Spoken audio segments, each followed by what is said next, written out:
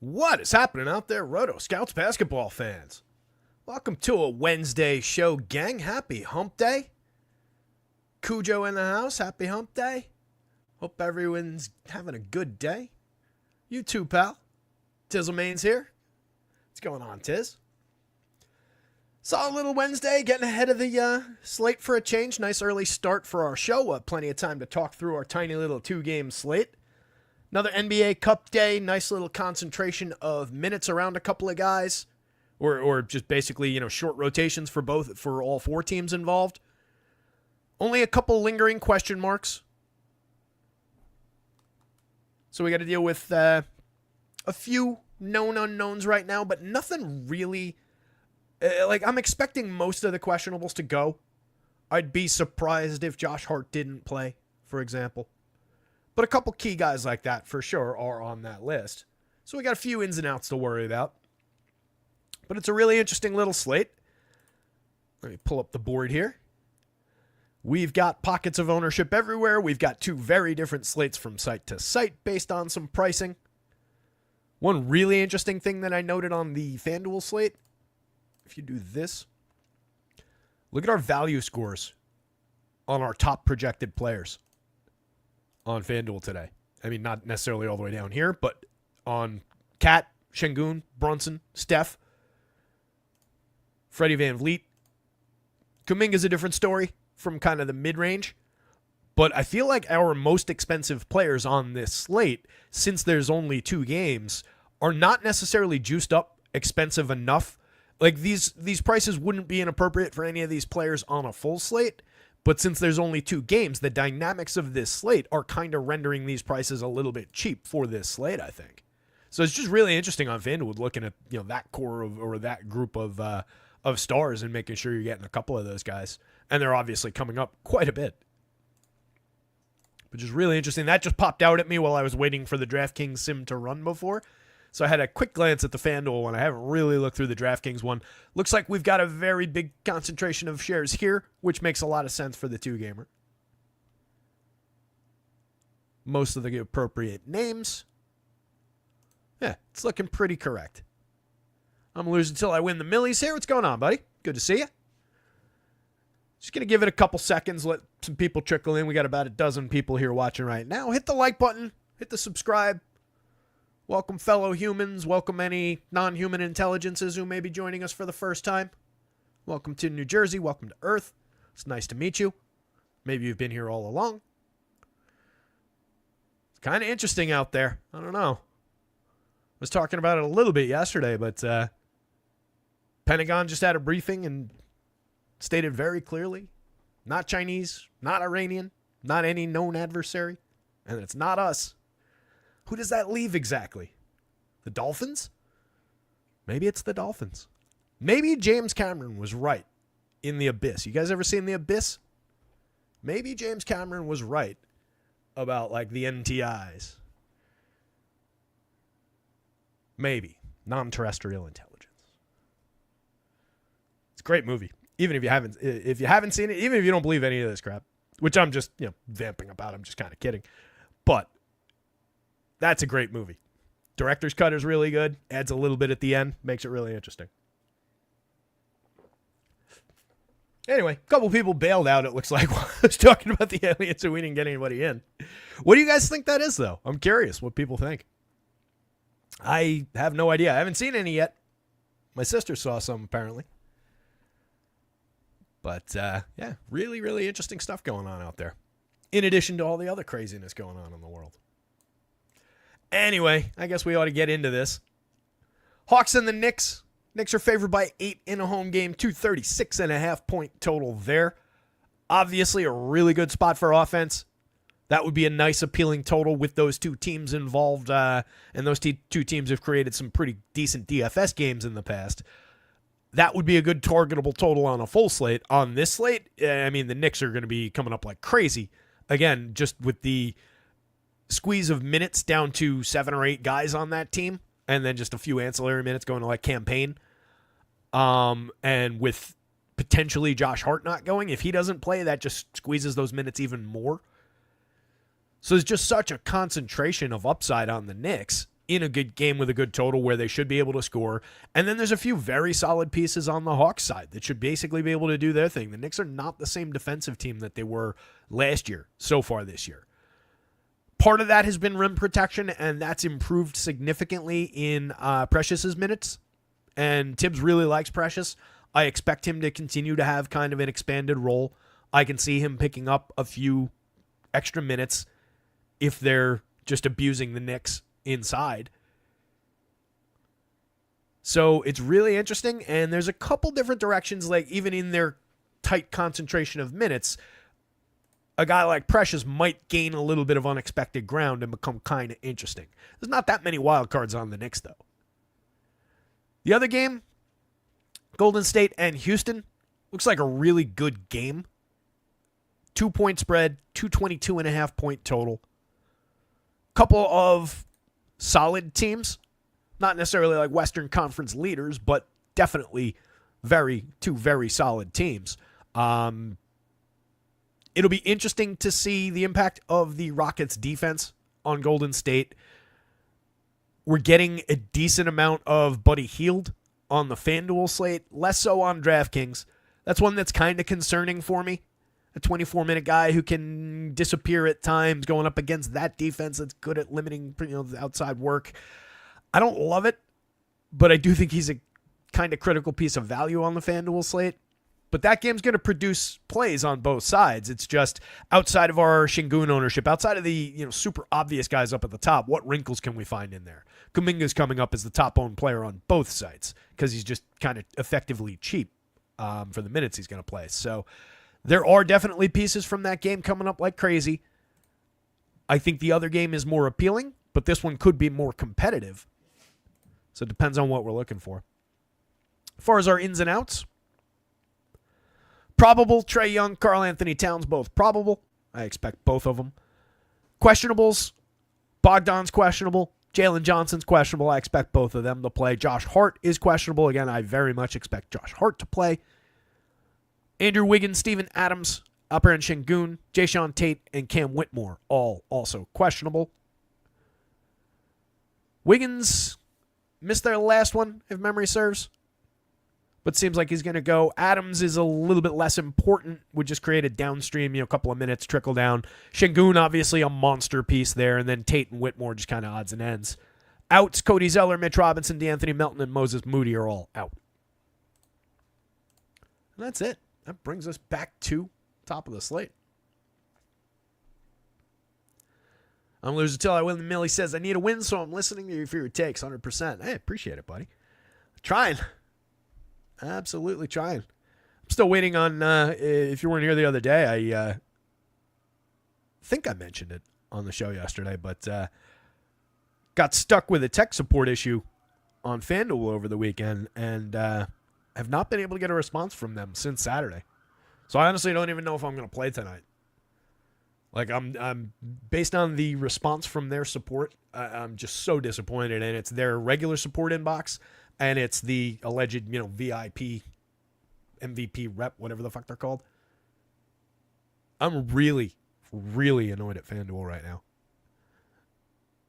But that's not the take you're here to listen to. But I might not play, and you might see me jump over to DraftKings very, very soon.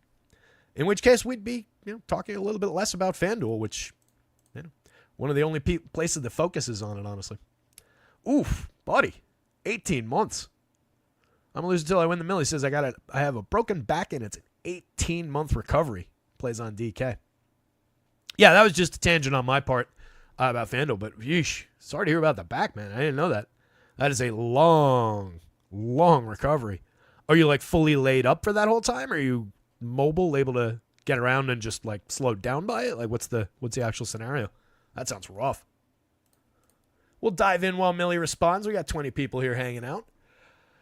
So we're going to go through it since there's only like 37 guys on the board, maybe, 38th, 39th guy with trickle-down minutes. I've basically, again, got it as very tight rotations. Obviously, we might see 2 minutes go to, odds and ends types down the bench, especially in a situation where a game gets away from one of these teams. But right now, minimum projection for minutes is 8 on a few of those guys. Again, Steven Adams questionable, but that's how low I've got him for this slate as far as where those minutes go. So it's a minor impact for him. Şengün's the big piece out of that game. But coming up to the top of the board, a 1.08 per minute FanDuel, 1.07 per minute Jonathan Kuminga, dominating the top of the board, 88% owned on FanDuel, 84% owned in our top 150 on DraftKings. He's a better price fit on the DraftKings slate, but he's power forward only over there. That matters a little bit less. Power forward and small forward, nice flexibility of position on him. You can move him around. I don't know how much flex we necessarily need on this slate, to be quite honest, though.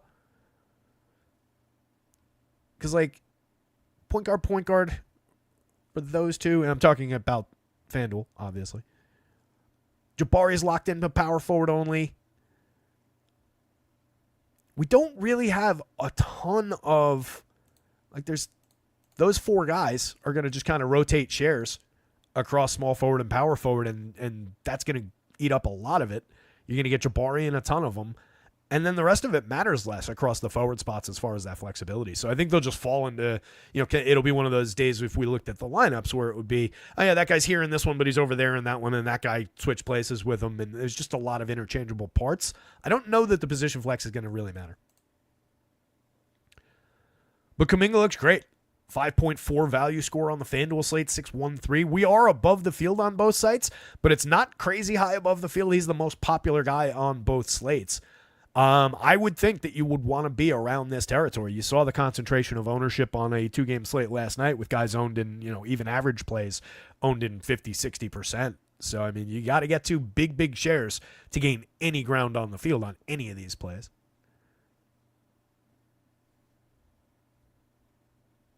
Kuminga, reasonable option. 36-2 in their last game, put up a 43.4 for these prices. If he does that again today, or honestly anything in that territory, as long as he goes out and plays his average game, you're probably going to need him. Jalen Brunson, massive share at 68%, level with the field on the FanDuel slate, just looks great at 8,500 on FanDuel. 85 on DK also looks great. Little bit of a different value fit, though. Again, we're typically looking for 5.5 as our, that is a noteworthy value score mark on DraftKings, and he just cracks that. On FanDuel, we're looking for 5.0, and he's well over that. So I do think that 85 functionally a little bit more valuable on the FanDuel slate, but we're getting big shares of Brunson on both sites. No reason to expect that he wouldn't be out there doing Jalen Brunson things the entire time. Major upside for minutes beyond the 36 that I've got him projected for in a game that they want to win. It's, again, NBA Cup elimination game, so they're going to be out there. Tibbs played Mikal Bridges 46 minutes in a game against Charlotte that didn't matter at all the other night, and they were winning by 25 in the fourth quarter, and he was still out there. So that's Tibbs in a game that they want to win. You can definitely expect some of these Knicks to crest at least to the 38 and change range, if not over 40. I saw Mikal Bridges projected for 40. He played 41-3 the other day, put up 33.1 FanDuel points. OG played 41-1 in that game, put up 36 FanDuel points. I got him. I was tempted to go to 40, but I didn't. I kept him at 39. Could easily be 37-38. Would look almost exactly the same if he was at 37-38. Same deal with OG. I've got him at 38. Would look basically the same. A little bit better maybe against the field there if he was juiced up by another minute. A little bit worse against the field if he was taken down by another minute. There's only minor flex, though. All those guys are playing 37 plus.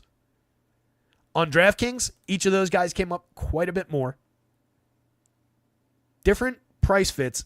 Brunson the same, but getting OG for just 62 on DK puts him in 64% of the top 150 and aggressively ahead of the field over there. Kind of like that. Again, just absolute rock-solid security of minutes with massive upside. The Knicks have unrivaled minutes upside.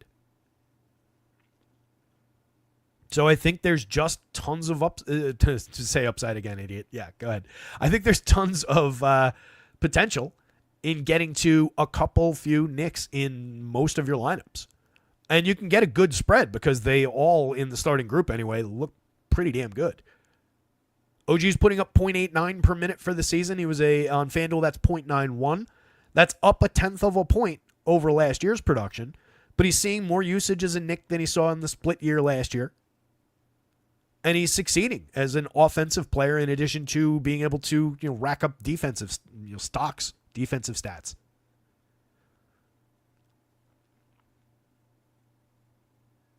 Oof, body cast. Jeez. What happened? If you don't mind my asking. Did you like fall off something very tall, or like a car crash, or like how do you end up in that situation? How many Knicks is too much on a DK single entry? I'm going to say there's plenty of room for 4. I will go you one better, though.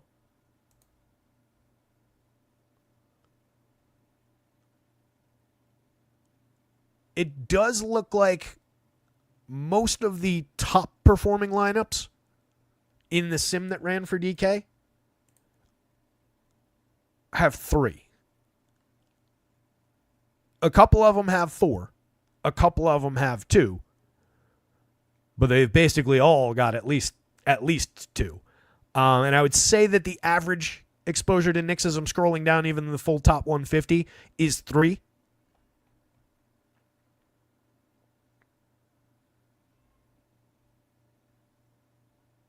And it's OG, Brunson, McHale as the top 3 owned, but Cat is not far behind that. And that's really your mix of 3 of those 4 guys. But then we are still getting a little bit of Miles McBride. We're getting some Josh Hart in there.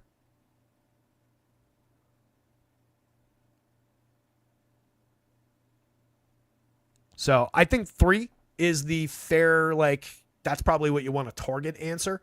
But I don't think you're necessarily wrong with 4. So if you end up with a good lineup that that sims out well, or that that feels right and has a good total, decent ownership offset and everything, et cetera, I think 4 could be fine. Oh my God, dude, that is awful. Moving a sofa down a spiral staircase and the moron on top let it go. I woke up like this. Wow. That is crazy, dude. Now I feel like obliged to try and find answers for you here. Any low-owned Nick? Probably not out of the group that you would definitely need to get to. The guy that would be an interesting answer to that question is Precious. He's owned in the low single digits per the projections that are in here. That's based on their 15-minute projection, in which I feel like they've got him projected about 2.5 fantasy points too low for that time projection. They're really not giving him enough credit for the production that he provides. And you could see him play 18 minutes. So I think that would be the answer to that question, but I don't know that he's necessarily a go-to.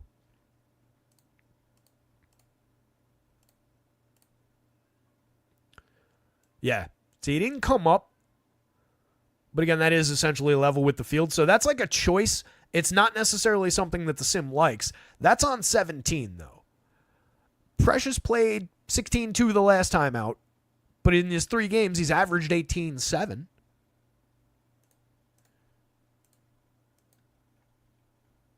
And again, Tibbs wants him out there at least a little bit because he dramatically improves their rim protection.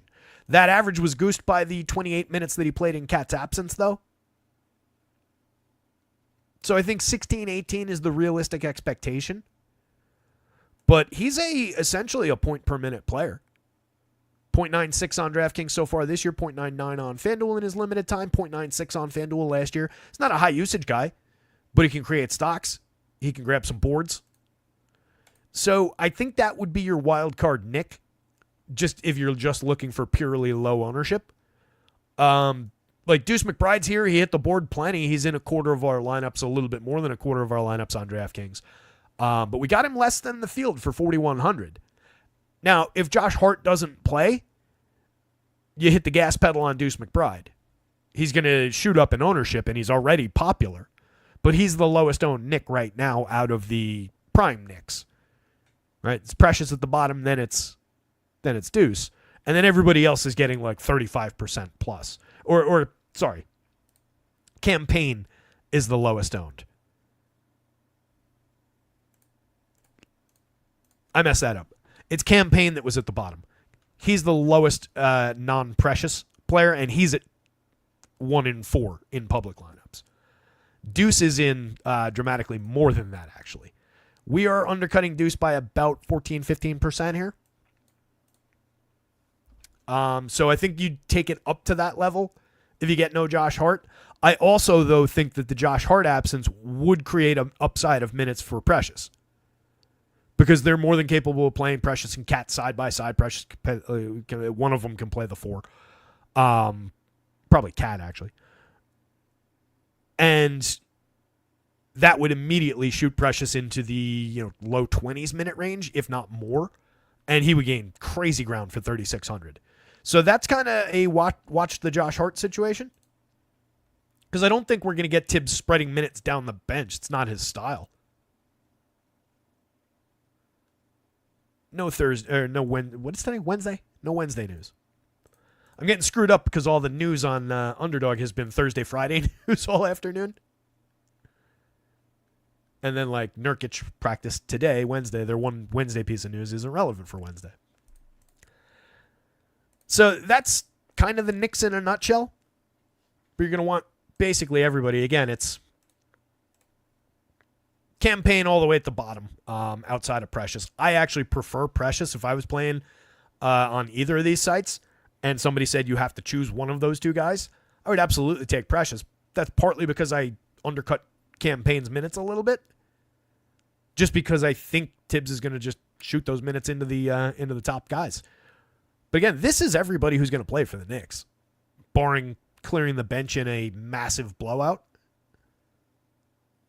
So if you lose this, I think Payne would play a little bit more. But most specifically, I think Deuce would get into the 30s. Precious would get into the 20s. And then, yeah, we'd have trickle-down minutes here, but we'd also give some more minutes to these guys. Like, I'd project Bridges over 40. I'd probably project OG for 40. Maybe Jalen and Cat at, like, 37. Maybe not. Those guys they're a little bit more cautious with. Slightly. Freddie VanVleet looking like a piece on both sides. 0.98 per minute on FanDuel. It's down from 1.06 last year. 0.99 DraftKings, basically the same downward curve, but still looks like a very effective piece on this slate. 7,300 point guard only on DraftKings. We got him 60% of the time, well ahead of the field. He's crazy popular. He's in not quite half of all lineups, but approaching it. But we're a solid chunk of exposure ahead on at 60%. Is there a reasonable exchange on VanVleet? Let's see. There's really not. And this is noteworthy. We really didn't get Trey on either site. We got a lot of Steph on FanDuel, but we really didn't get much on DraftKings. All that point guard exposure is really going here. Those aren't exactly direct pivots given the $9,500, $9,400 price. But as far as point guard only, and then you get point guard only at 85 for Brunson. So we're getting mostly these two guys. And it's not an easy pivot upward to those guys. You're sacrificing something along the way. I think the move there would probably be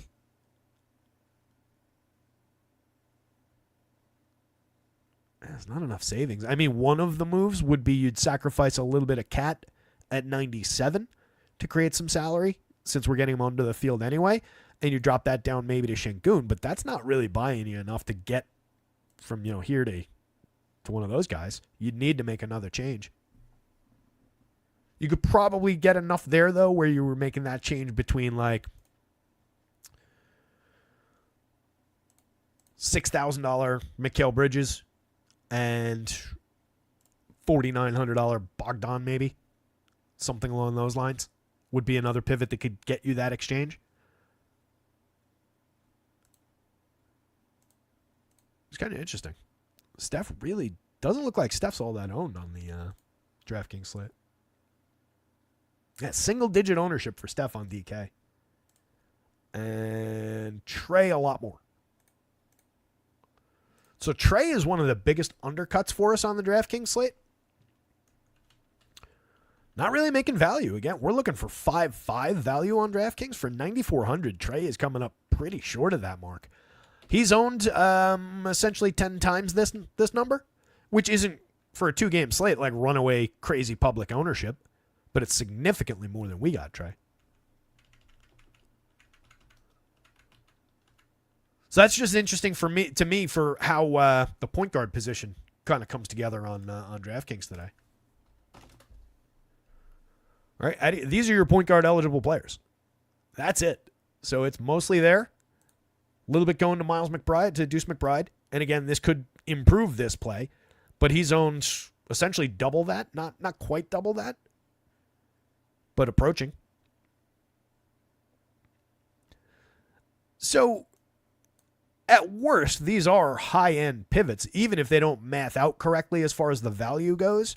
Between the two, considering that Steph for 100 more isn't owned in the single digits by the public, and he's putting up 1.42 per minute, and he's coming in at a higher overall projection for us, I think that's the guy I would target if I was pivoting out of some of these shares and looking to get more of one of those two guys. To me, even though Trey is more owned by the public, to me, Steph is the more interesting of those two players. That's a really interesting spot, though, at the point on DraftKings, because it's very concentrated.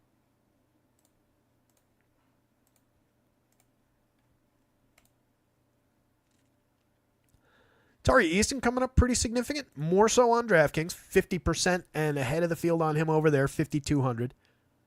1.19 per minute player on DK, 1.27 per minute on the FanDuel scale. We got him a little bit less, and we got him a lot less relative to the field. We're below the field on FanDuel, 38% exposed, still plenty of shares. But he comes up a little bit lighter for the 5,700 with both forward spot eligibility on the FanDuel slate. Probably a matter of that price and the value at 5.06 kind of bumping against some of these guys with higher expectations. Cat looks terrific. 1.44 per minute on FanDuel, 1.48 per minute on DraftKings. Seems to love being a New York Knicks, which is good for New York Knicks fans like me. Put up a 60 on FanDuel in 35.8 minutes the other day. Just playing outrageous basketball right now. Stuffing categories, 13.9% assist rate, 20.3% rebounding. Never going to be a great defensive player, but don't really need him to be, especially with Precious back again to help create rim protection. Kevon Looney just 1% exposed on FanDuel, but 44% exposed on DraftKings. That's a dramatically different play. FanDuel, you're only getting one shot at center, and it's going in other directions pretty significantly. 4,500 center, only 21 minutes. It's just not landing on the FanDuel slate really at all. He's been a good per-minute player, 1.22 this season. 0.97 last year. That's a big uptick. But really just not impacting FanDuel at all because of those center shares that we want to give to Cat and to Şengün. But on DraftKings as a value square, 4,000, that's really solid. 1.20 per minute on DraftKings. Got him projected at 21 minutes. Could see a couple additional minutes. Wouldn't totally shock me. Game they're going to want to win. Decent reason for them to look for some size. You got the 27 back here, but that was the no Draymond game.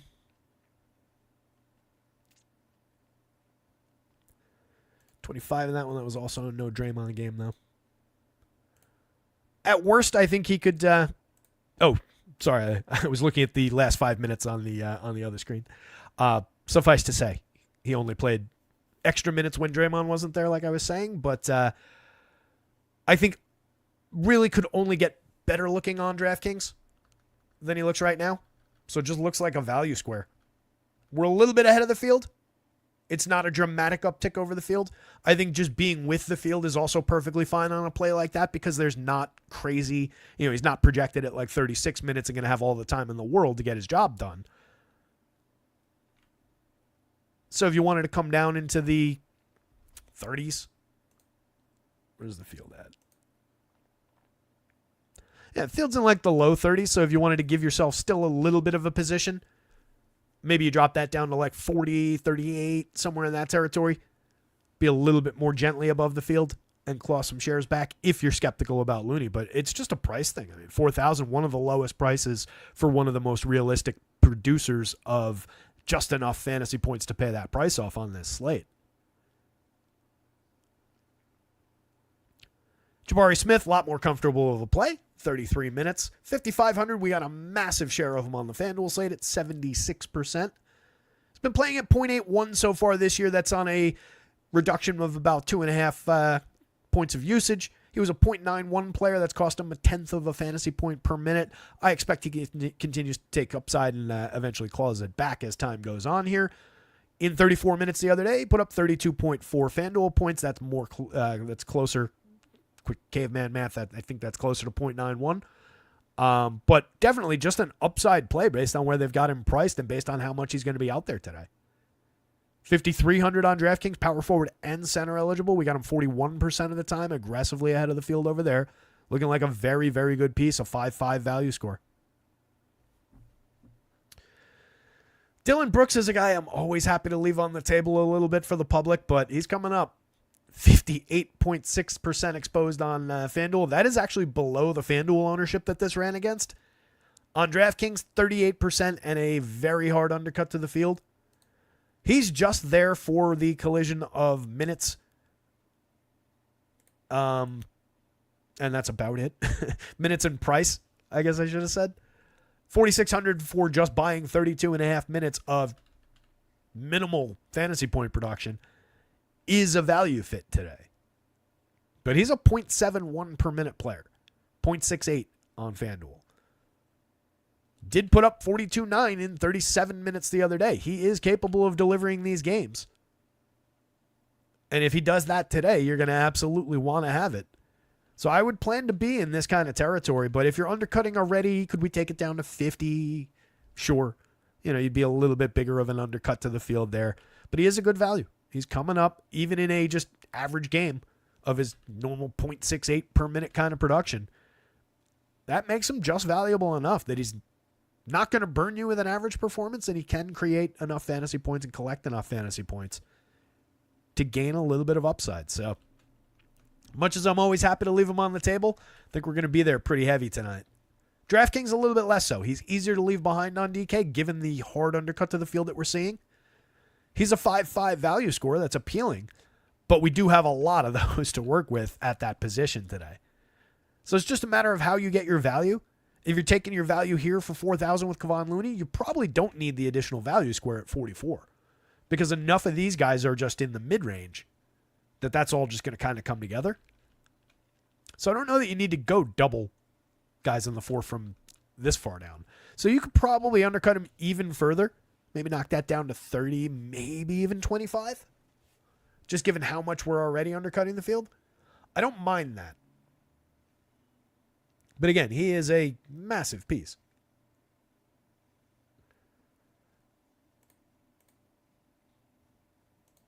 He's projected to be in more than half of all lineups in what this ran against on DraftKings as well. So that is the case clearly on FanDuel, but it's also the case on DraftKings. So again, maybe you don't take it down as far as 30. Maybe you do just, kind of live in this territory. But I'm more comfy with that DraftKings number and being a chunk below the field, I think, than having nearly 60% of them, but still being below the field on FanDuel. This doesn't really gain me anything. I'd rather, I think, make a decision here and maybe take a bigger undercut as I'm thinking it through, or level it back up to the field. The field's going to be like being just gently behind the field on a play like that. I really don't think is the correct position to actually be in. In the most recent version, this is like a point of ownership away. So again, having 60% and being with the field, I think is better. That's comforting. I thought the field was maybe in like the 65, 68 range, and we were here, and that would have been more problematic. The field's technically right where we are, so we're already with the field. That's fine. Jalen Green also looking more valuable on the DraftKings slate. 33% exposed, basically level with the field for a 0.99, call it a point per minute. 0.94 on the FanDuel slate, but was a 1.02 FanDuel per minute player last year, and has flashed that upside at times. 37.3 and 35.7, that's essentially that. 12.5% assist rate, basically empty as far as rebounding goes. Basically lives and dies with his scoring most of the time. but a capable scorer who can break off decent games. Game they're going to want to win against a pretty effective defensive Golden State team. Lower total of the day. There's things working against him having a big day in this one, and he is a sub-5 FanDuel value score, but he's a 5.3 on DraftKings. So I think he's just a slightly better fit here. Nearly 30% of them on FanDuel and hard undercut to the field.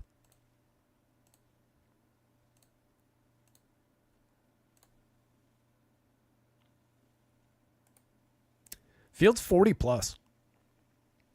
That could be a make or break spot, honestly.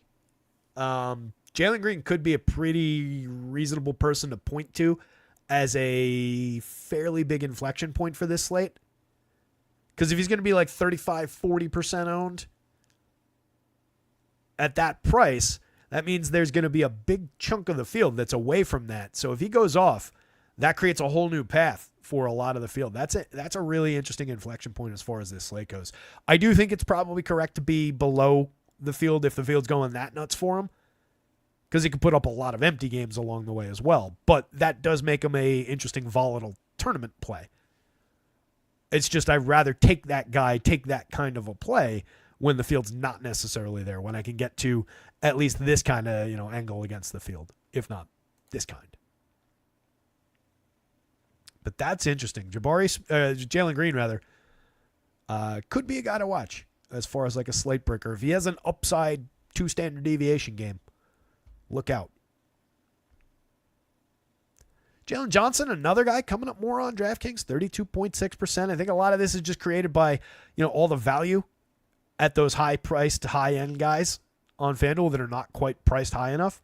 We've just got a big collection of ownership going to those guys. So 83, we're getting more mid-range guys on DraftKings. That's also just a better price fit overall. For 88 on FanDuel, both forward spots he hit, but 21% of the time, and a decent undercut to the field, a sub-5 value score. 5 plus, but not all the way to our 5.5 value threshold on the DraftKings slate. But that does put him in ahead of the field, 32% exposed in our top 150. And that is a reasonable position here.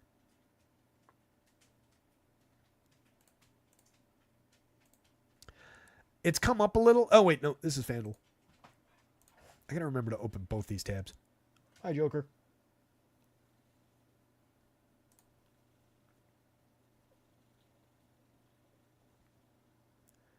Doug Geely says, don't play Josh Hart even if he plays today. I watched every minute of the last 2 Knicks games. He's hurt. I watched those games. I do think he's dealing with lingering injuries, but that's Josh Hart. That's what he does. What did he put up in those games?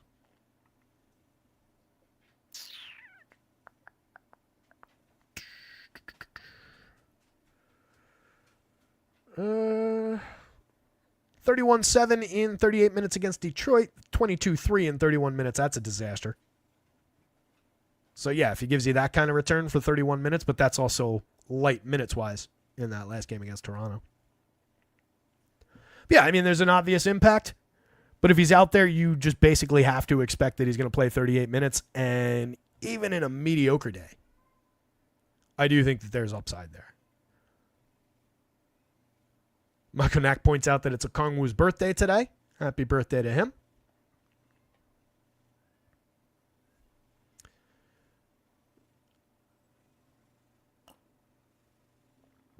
Yeah, Hart is very much, as Power's pointing out, he's one of the ultimate collectors of fantasy points, but he's just so good at it, and the reliability is very much there most of the time. Again, if he's playing hurt, that is a different story, but it's impossible to really quantify.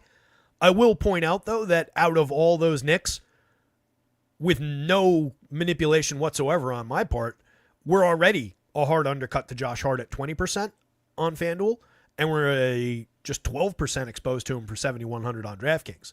So Hart's already coming up as a little bit of a bumpy price fit for 71, for 74 on FanDuel. 0.96 per minute FanDuel, 0.97 per minute DraftKings, was a 0.83 per minute player last year. Technically, power of the usage is actually up a half a point for the season, but he's not a scorer. That's not Josh Hart's gig. But this is what you want Josh Hart for. 19.4% assist rate and 11.6% rebounding rate from a player like this who falls into these kind of prices all the time and plays that many minutes. That's just effective. But again, we are, the exposure that we got to in the sim already jibes with what Doug is saying and already kind of reflects that, just given who he is in a normal sense. So if you do have a little bit of concerns about the injury, about her playing hurt, follow the ownership down a little bit further. I don't think you're necessarily wrong in the take, and I don't think you're necessarily wrong in the way that the math works anyway. Josh Hart could burn you in that situation, but we'd already probably be getting burnt. What the hell am I trying to say? He would already probably be burning us in that situation. So if you sacrifice another 5%, it's not going to make that big a difference. Yeah, that's an interesting call out. I'm glad you threw that in there because it helped me realize that we were that big an undercut to the field on Josh Hart. Bogdan, solid little is who he is spot for Bogdan. 5,100 shooting guard small forward on FanDuel. We got him 34.6% of the time. Him and Şengün both in the mid-30s, both level with the field. I'd be delighted to have more Şengün on FanDuel, but that's in direct competition with the cat shares that I want to get to. So there's a back and forth on those two guys. I'd be happy to have more Bogdan as well, just because I think he's a good player that's still kind of underrated by the public. But on a 2-game slate, the public ownership is kind of going to be there, and he is coming up as just a 4.85 value score. So probably sticking around the public's exposure to Bogdan, unless something weird happens as far as ins and outs. 4,900, basically the same deal on the DraftKings slate. But he is definitely one of the better upside players from that kind of a price range overall. 0.91 per minute on DraftKings this year, 0.87 on FanDuel. Just last year, he was a 0.95 player on 21.8% usage. Still just kind of rounding into form. He's averaged 25 minutes a night over his 10 games played. I've got him for a few more than that in a cup elimination game. I can see a clear path to upside for Bogdan that's maybe not totally accounted for. But I think that's also kind of fair as far as just his current limitations. Şengün, on the other hand, monster. 8,900, a little bit cheap on FanDuel. 5.4 value score. Again, we've got him at 5.4. Steph at 5.25 further down the board on the way this is sorted, but a monster share on FanDuel. Jabari at 5.32. Cat at 5.5, Freddie VanVleet at 5.5, Brunson at 5.38, and Kuminga. We rarely have this much value on a full slate, let alone a 2-gamer. Just weird how these prices are landing on FanDuel today. But again, Şengün 30%, 36%. More of that is absolutely okay, but you're just exchanging cat shares for it.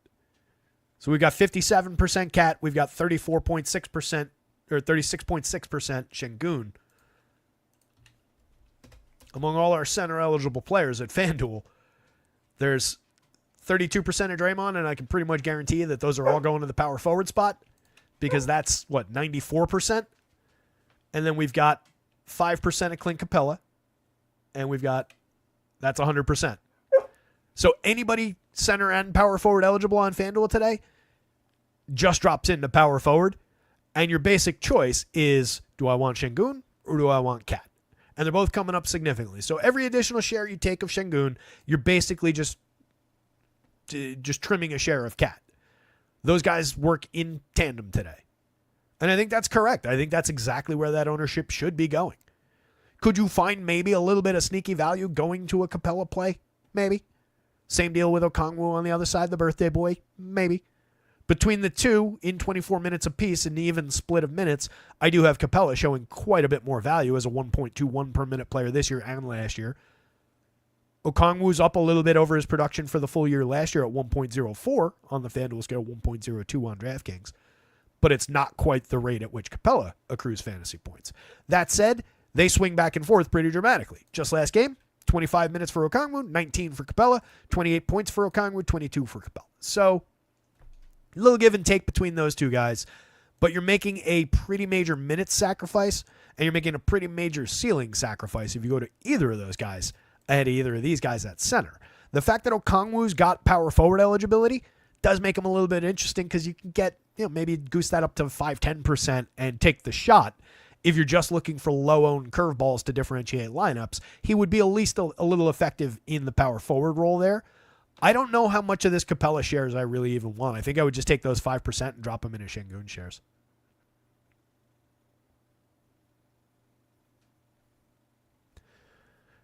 Hart was shooting his ass off in the conference semifinals last year. He was also playing 48 minutes a night. Ridiculous.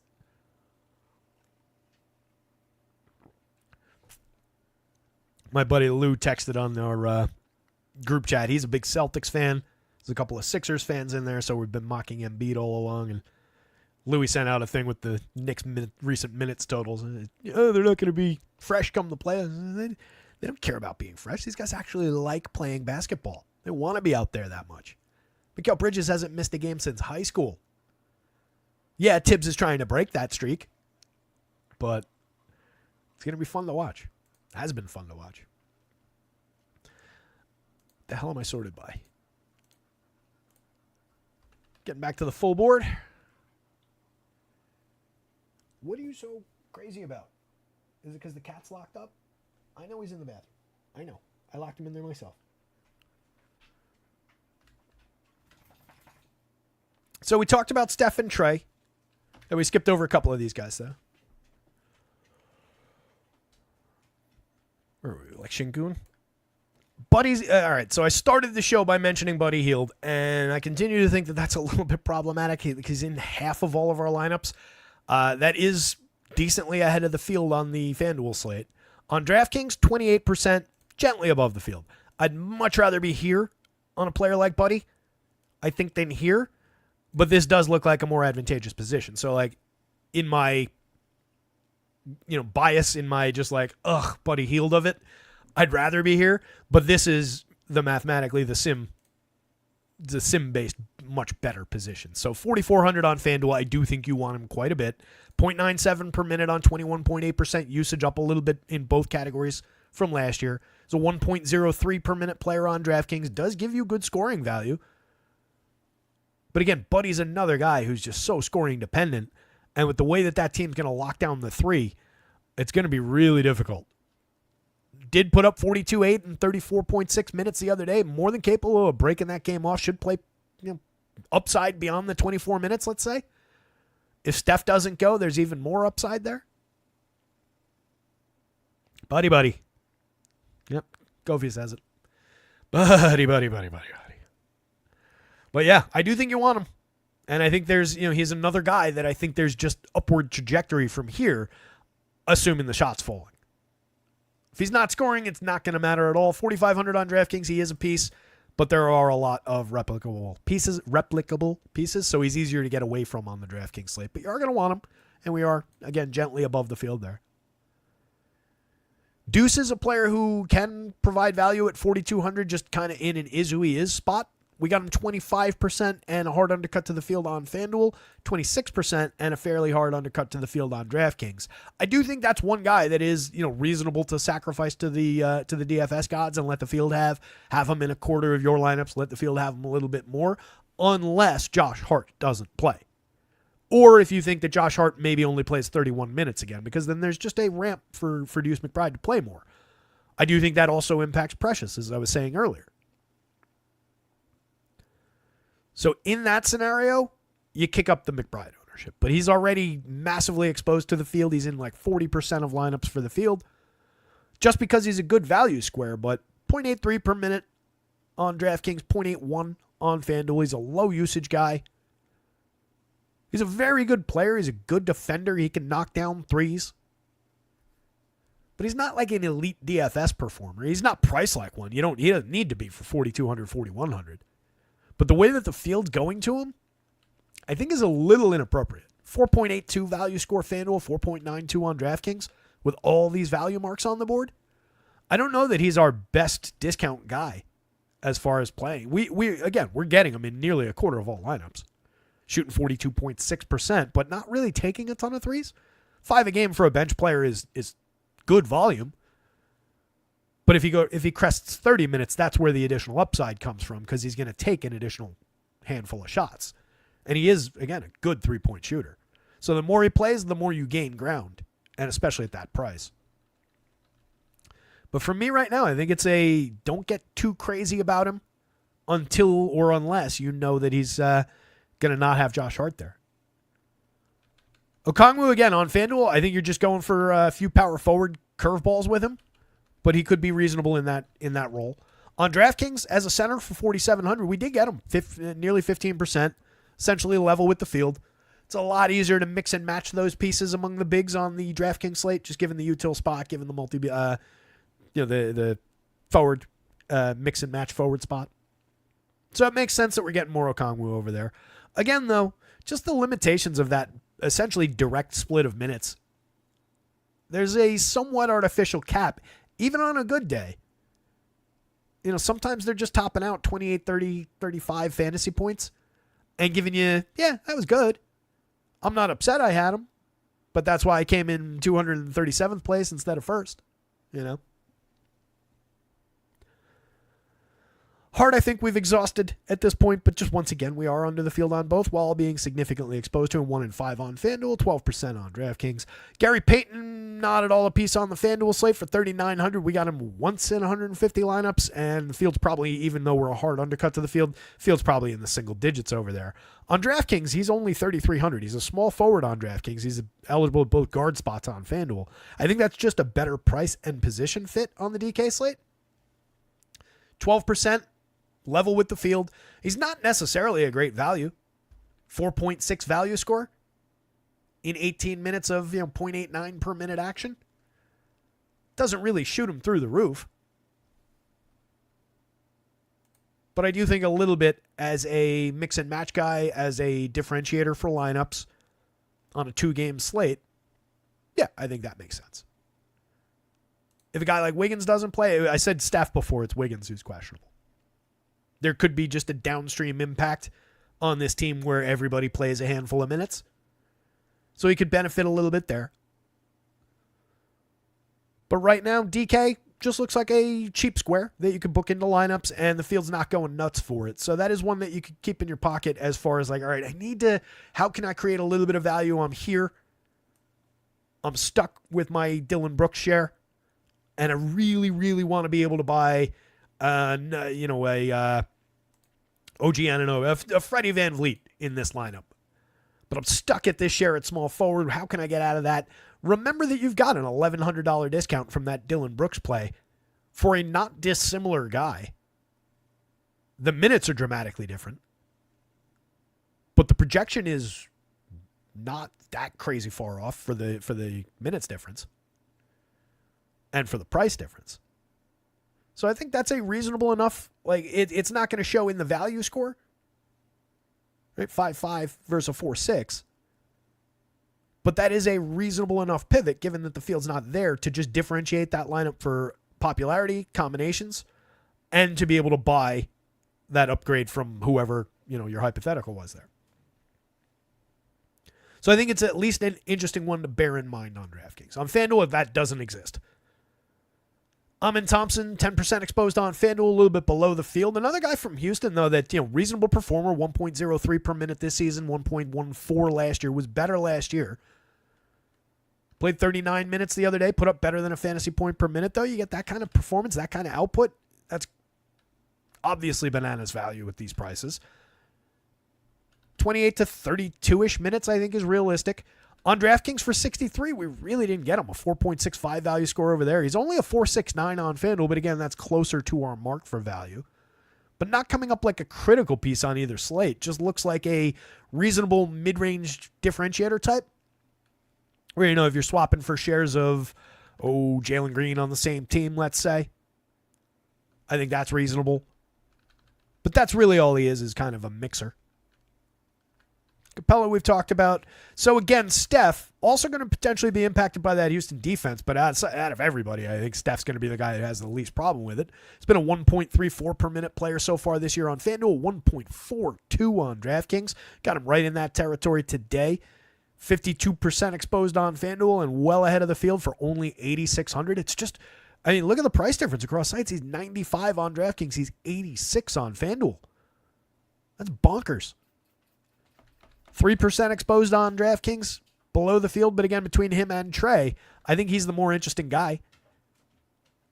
Give me that low-owned Steph, that 5.08 value score versus the 4.86 if I'm going to one of those two guys as a pay-up to be different. And both of those guys are going to be a little bit differentiated. But Trey is the more highly owned guy. We're like 10%, we're like 10 times below the field on Trey. We're very close to the field on Steph. He's owned in the upper single digits. So between the two, that's my pivot point. On FanDuel, that's quite clear because Steph is 86 and Trey is 94. We got one share of Trey in our top 150. I do think you could play Trey a little bit more than that. There's plenty of upside for him. Knicks, again, have not been particularly good defensively this year. Nowhere near the team that they were maybe expected to be. I think that'll round into form as the season goes on. And again, with Precious coming back as a rim protector, that'll help for while he's on the floor.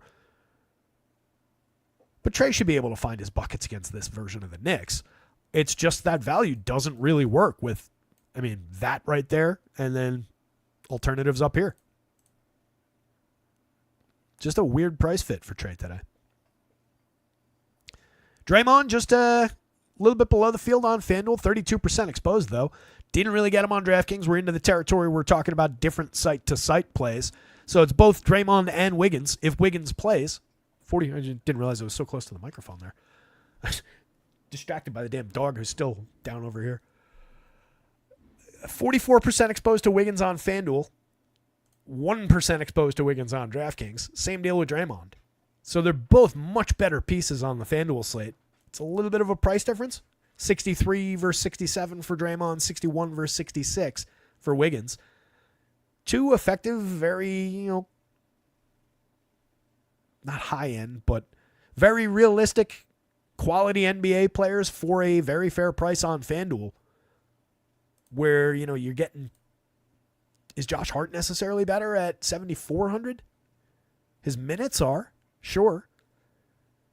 But like Wiggins is a 1.04 per minute player for 61 with the same positioning. Josh Hart is a 0.96 per minute player for 74. That's not a terrible pivot. That's probably where those Josh Hart shares went on FanDuel, honestly, is right here. Just because there's value there. Hart at 4.89. Wiggins above our threshold at 5.05. Again, those situations do not exist on DraftKings. You could play either one of those guys a little bit more than this. Field's going to be low on both of those guys. There's plenty of upside for either one. Wiggins obviously has to play. Draymond could play more than 31 minutes in an elimination game. I could see him going up to 33, 34, even more. Gains ground, obviously, with every moment that he's out there. 1.03 per minute. It's still Draymond Green in there. Stat stuffer galore. 56.9% true shooting. 26.4% assist rate. 10.4% rebounding. He's a guy who will grab any role that is needed of him. In the absence of somebody else, he'll step into that and do that thing. So definitely visible upside for Draymond, but we are below the field on FanDuel. And again, I think it's probably just because of all of those shares are going to power forward and there's only so much room. So considering that, that's not a bad share at power forward.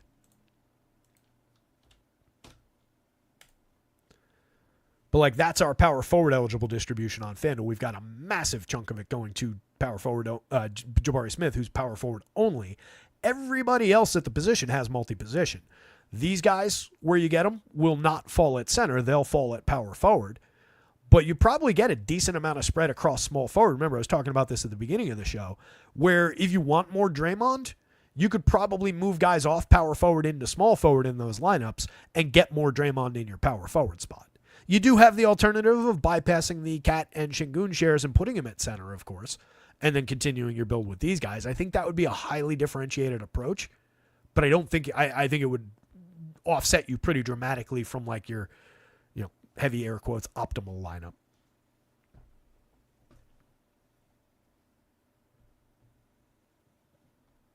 Nice, Doug. Doug turned $36 into 22 hundo last night. Split first with 4 people in the $6 5,000 to first OKC versus Dallas showdown on DK. Good stuff, buddy. Congrats. Love to see it. As I've always said, when you guys win something, put it in the Discord. Share it with me on Twitter. At RotoScouts, at DigitalB21, whichever you want. It's not even because I want to grab it, copy paste it, and screenshot it and be like, look what this guy did with me. I just want to see it because it makes me feel good when you guys win, especially if I'm not having a great night. Share those things. And if you don't mind, if you want to give me permission to share it out, it's always good advertising. But congrats, Doug. And Doug, based on your comments, obviously a sharp player, so that's all you, buddy. Congratulations. Well done. Where the hell are we? We're sorted by power forward on FanDuel. So, yeah, again, you can move Draymond around the board quite a bit, given the just combinatorics of the positions on FanDuel. So it's really, really interesting slate with all these multi-position guys, all the misprices on FanDuel. Really wish I could play it. Kind of resigned to, I'm not going to play until these guys get back to me. Nothing. Still nothing. I tried to call their New York offices. I'm starting to think that they're just a front. I mean, I know that they're not, but it's bizarre. Google FanDuel New York office and call it, and you get a machine that is, thank you for calling FanDuel. If you would like to leave a message, it's like old school.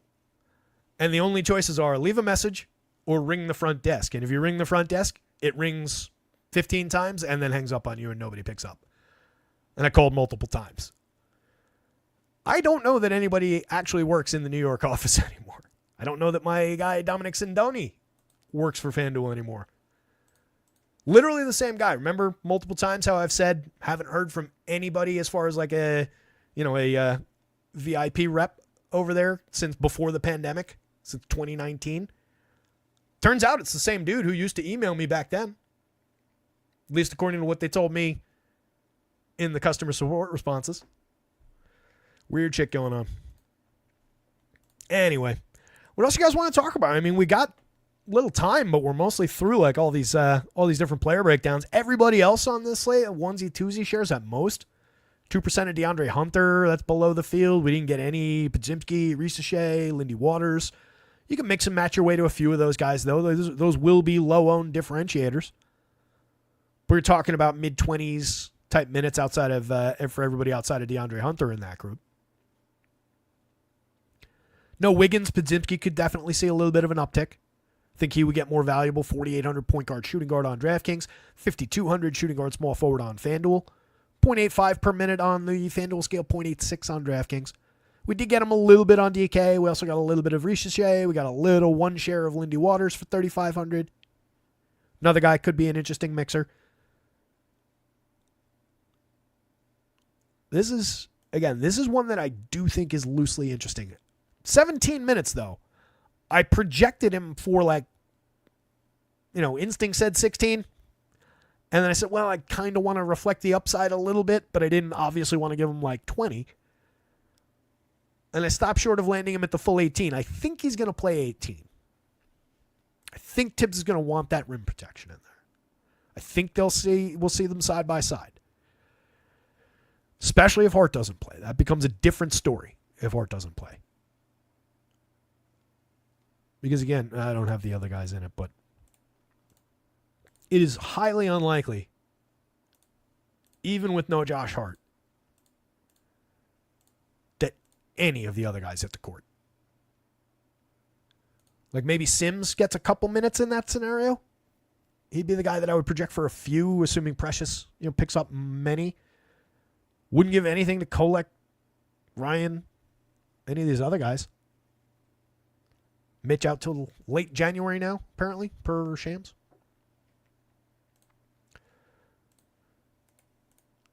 So I just think there's, watch the news because there are a few key pieces. Wiggins is kind of a key piece in that late game. I think Josh Hart is very clearly a key piece. Şengün is obviously a just massive piece. And then Jayshawn Tate, Cam Whitmore, more odds and ends. For the Hawks, Bogdan and Jalen Johnson, pretty big pieces. I expect basically all of those main guys to play, but keep an eye on it. We don't know. That's just me guessing at it, really. I mean, anytime I say, I expect this, it's, unless I'm telling you that I saw something specific, it's just me going by feel. Active players with more than multiple 40-point games as an opponent at Madison Square Garden: Trae Young, LeBron James, Kevin Durant, Anthony Davis, and Cam Thomas. Cam Thomas. That's an outlier. One of these things is not like the others. Thank you, Doug. Thank you for coming by, hanging out, sharing your good questions, man. It really does. Anytime you guys throw stuff in, it gives me something more to talk about. It makes it, a sharper show. So really appreciate it.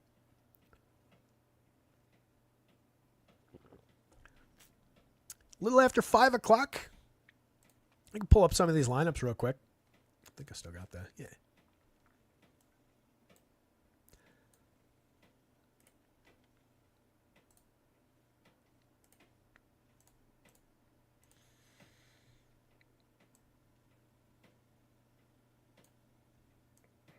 This is a DK sim.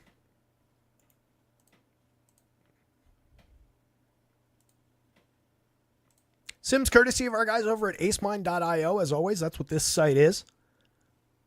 There are partners for optimizer products, sim products. Promo code RotoScouts gets you 20% off your first month. So check those guys out. Excuse me. Our projections with their sim product has been working quite well this season. Run it through. Even if you just you go like this, right? This is how easy it is. You go through the sim. It shows you all the data as it's running. Finishing off sim 1, blah, blah, blah, blah, finishing off sim 2, and then exporting. Takes 2 minutes. You get to here. You can go up over here in the top corner, download all lineups, and it will give you all 20,000 whatever lineups that it built with all the different info that's over here. How many times it's potentially duped, which is more important on a 2-gamer, obviously. What the ROI is, what the cash probability is, the top 1% probability. If you're looking at cash, that top lineup is an 82.75% cash rate in these sims. You can see the difference between cashing and winning, though. A 0.1% chance to win, 26% chance to get into the top 1% is pretty significant. 82% chance of cashing for that top lineup, which was a Freddie VanVleet, Mikal Bridges, OG, Tyrese, and Kat, Bogdan, Kuminga, and Jabari Smith lineup. It's duped more, I think. Yeah, 9.4 dupes, so it's duped more. That's why if you look, those ROI numbers are a little bit lower. The average cash one is a little bit lower because it's splitting more when it wins. So you got to, kind of be aware of how the numbers work against one another as you're using these tools. But the way that this comes together when you run the sim is via the lineup score. Right? This is based on the inputs that you give it. So like if you're going to run a new sim, this is the dashboard for the full DraftKings sim. So that's created by right here. This is what creates the lineup score. You guys can see that, right? Yeah. So the way I've got it set, 40% to ROI, 25% to top 1%, 10% ownership, 10% win, 15% projection. You can play with this, and this. The reason I have top 1% higher than I have win percentage is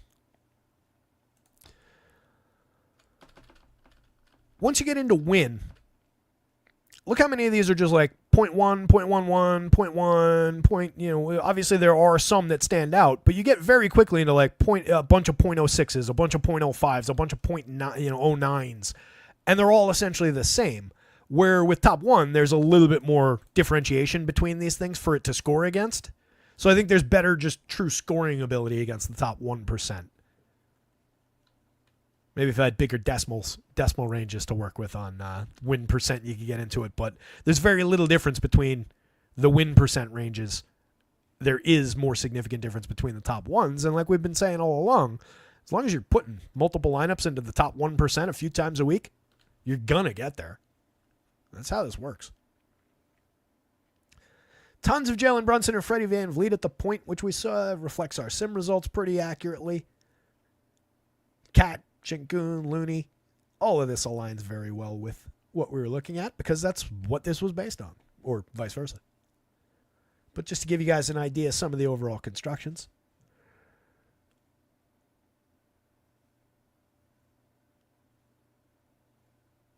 A lot of Jalen Brunson.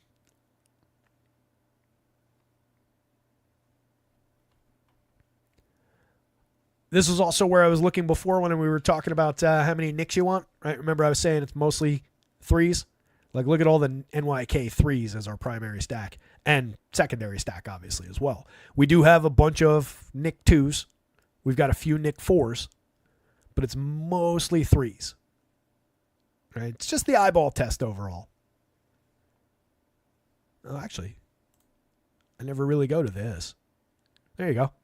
There's your answer. I didn't even realize we had that. Three-mans. We got 62 three-mans in our top 150. We got four two-mans, 18 four-mans. So the eyeball test was correct. 62 three-man stacks of Knicks on DraftKings. As the secondary stack, we did get more two-mans in that, right, where we're going to more of the other teams. But I do think 3 Knicks is going to be pretty viable today. Yeah, doing my best to answer that question from an hour ago, Millie. A lot of Dylan Brooks, as discussed. Reasonable pivot point.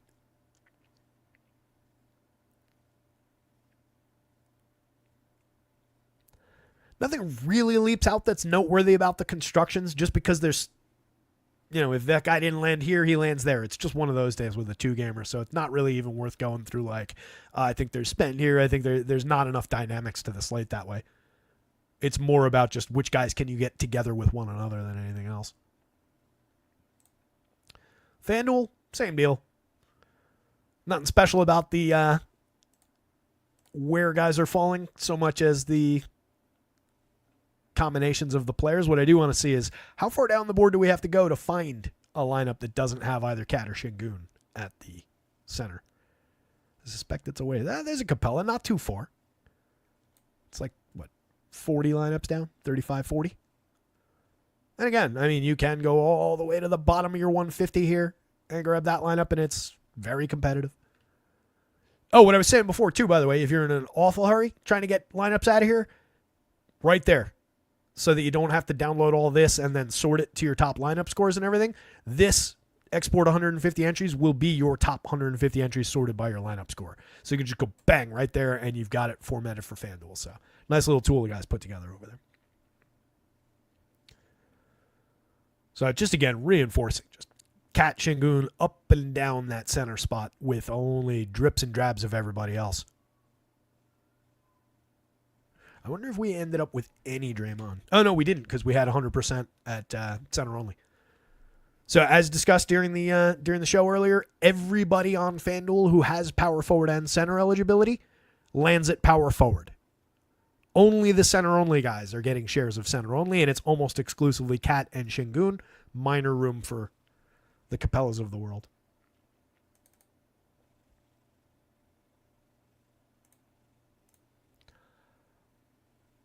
Not unless Şengün doesn't play, I wouldn't think.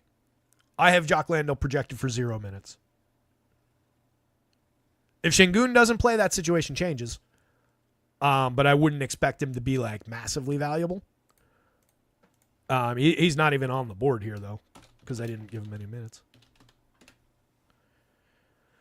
0.97 per minute in 11 minutes a night over 14 games that he's gotten into. A lot of DNPs in the mix. So Şengün is questionable. If Şengün doesn't go at 3,000, if I gave Jock Landale, let's ignore this. That's not his 8 minutes. He's also not on it. This is all static stuff that I paste in there.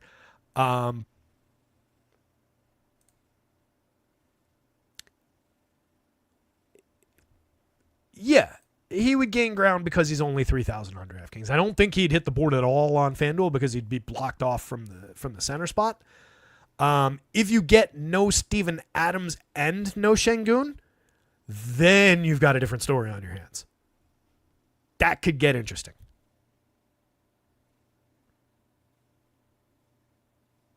It's Looney by a mile, dude. Looney's actually a part of this slate. Right now, Landale's not. We got Looney in 44% of our DraftKings lineups. That's not a discussion right now. If that situation changed and there was no Steven Adams and there was no Şengün, then I'd probably still lean toward Kevon Looney, but it would be a different conversation because that would be much closer as far as the play. Actually, I'm wrong. That would be probably Landale in that scenario because he would have to get around that same 20-ish minutes. He's a similar producer. So for 3,000, any projection difference would probably be just consumed by that price. But again, it would only, I think, exist in that scenario. If you get Şengün and no Steven Adams, he would pick up the 8 minutes that I've got Steven Adams projected for, essentially. Wouldn't really be a piece. So I think you need either Şengün fully out or most ideally for Landale, him and Adams.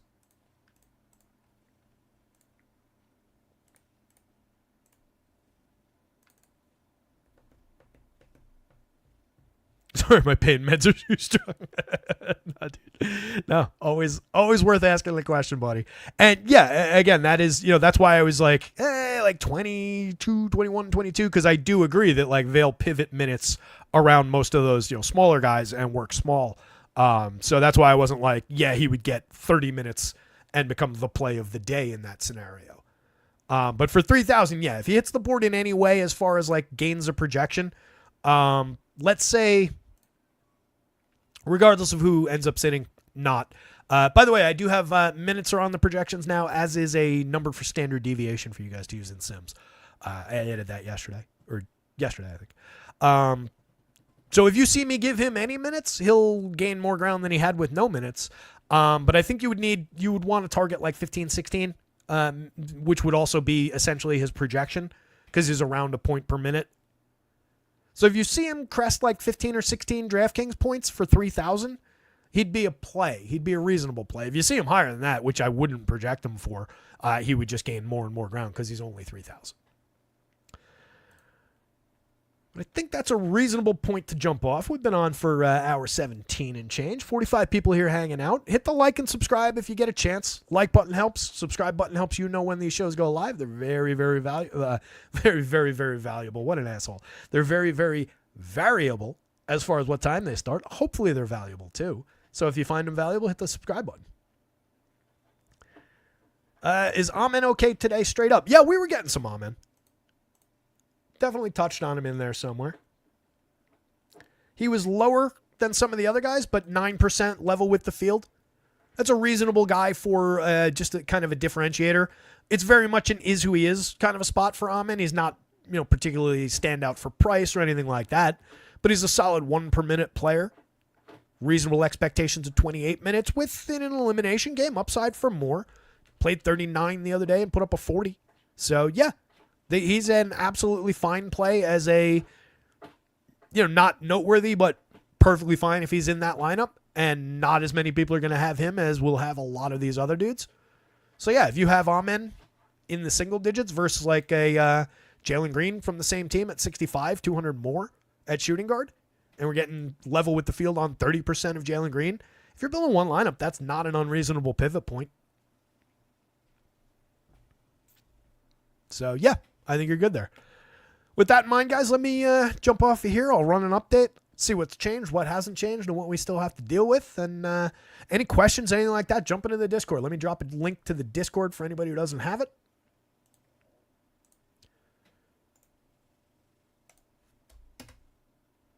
Link is in the Discord. Again, non-humans also welcome. I'll quote Kent Brockman and say that I'll remind you as a trusted public figure, I could be used to round up people to work in your salt mines. I, for one, welcome our insect overlords.